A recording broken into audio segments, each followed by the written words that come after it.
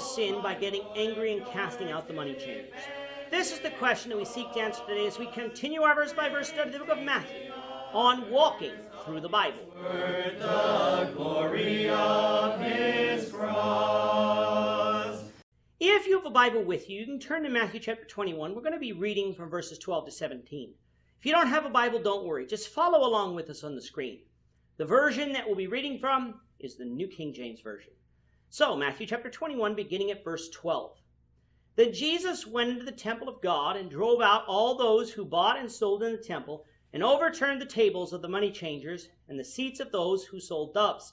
And he said to them, "It is written, my house shall be called a house of prayer, but you have made it a den of thieves."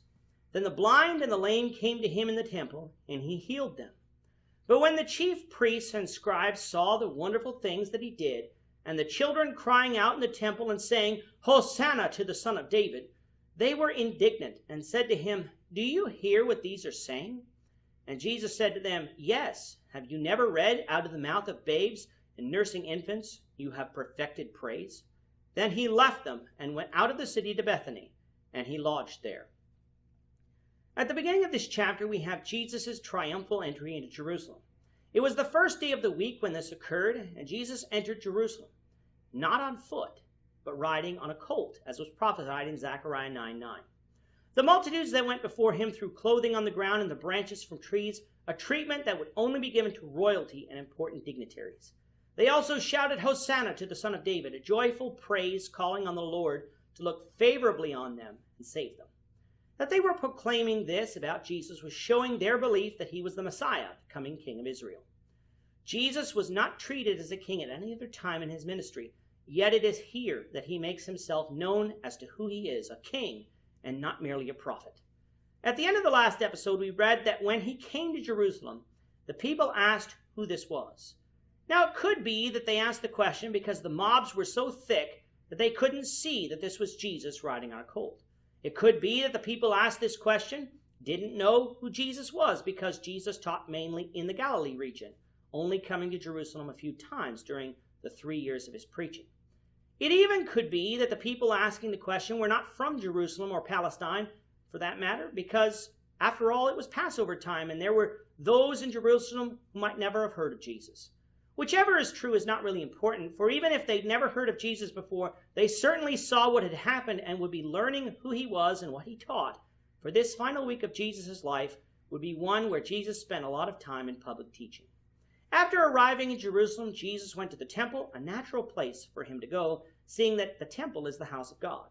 Matthew makes it seem like this event occurs on the Sunday, while Mark makes it clear that it occurs on Monday. However, Mark tells us that Jesus went to the temple on Sunday as well, and then cleansed it the next day, showing us that Matthew again is not giving us a chronological sequence of events, but is simply telling us what happened while Jesus was in Jerusalem. When Jesus got to the temple, he saw in the courts those people who had set up businesses either in money exchange or in the selling of doves or other animals for the sacrifices. Was it wrong for people to exchange money or to sell animals for the sacrifices? No, for Deuteronomy 14:24-26 would teach us that the buying of animals or other things in order to fulfill the Lord's commands under the law of Moses was not wrong. Then what was Jesus' problem here? They were using the temple, the house of God, and a place of prayer as a place to conduct business. There was nothing wrong with the activity. What was wrong was where they chose to conduct the activity. They could have set up these places outside the temple grounds and been completely fine. But since they turned the house of God into a den of thieves, Jesus overturned the tables and quoted for them Jeremiah 7:11 while he did so. The question then arises, did Jesus sin by getting angry and casting out the money changers? In asking this question, I feel that people misunderstand anger and its relation to sin. Being angry in and of itself is not sin. In Ephesians 4:26, Paul writes, "Be angry and do not sin. Do not let the sun go down on your wrath." The problem with anger is when we're angry without a cause, we let our anger get out of control, or we don't let go of our anger, which leads to other sorts of sins, such as hatred. Jesus was in full control here. He had a reason to be angry, which was that the Jews had perverted the use of the temple, and Jesus did not allow himself to hold on to his anger. When the event was over and the situation rectified, he wasn't angry anymore. So no, Jesus did not sin here. Those who were blind and lame saw what he did and came to Jesus to be healed, and he healed them.